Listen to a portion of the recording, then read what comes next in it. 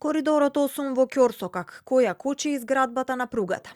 Бугарскиот вице-премиер и министер за транспорт Гроздан Караџов денеска ги отфрли тврдењата дека Бугарија не презема ништо за железничкото поврзување меѓу двете држави и му порача на министерот Николовски дека раскажува приказни за добра ноќ и не сака да го потпише договорот. Имам чувството, че това е някакви македонски приказки за лека нощ. Имам чувство дека Николовски раскажува македонски приказни за добра ноќ. Го испративме договорот, а каде е Николовски да го потпише? Додека Николовски ги раскажуваше овие приказни. Возот помина низ Перник, низ Радомир и стигна до Кюстендил, а од таму стигна до последната станица Ѓуешево, за да го чека македонскиот во 2032 година, кога ќе достигнеме брзина на возот од 160 км на час, ќе ги прашам од другата страна дали ќе има тунел или не.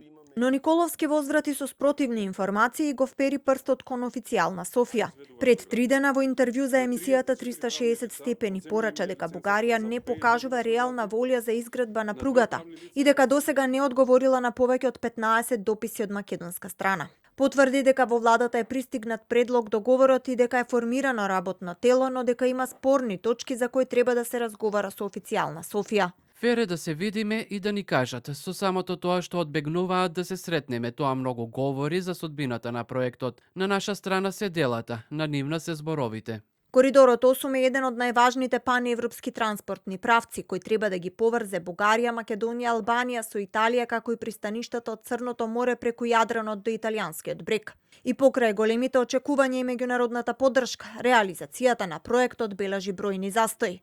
Прашањата кои се поставуваат се: која кочи изградбата, дали станува збор за административни недоразбирања или пак политички игри зад сцената.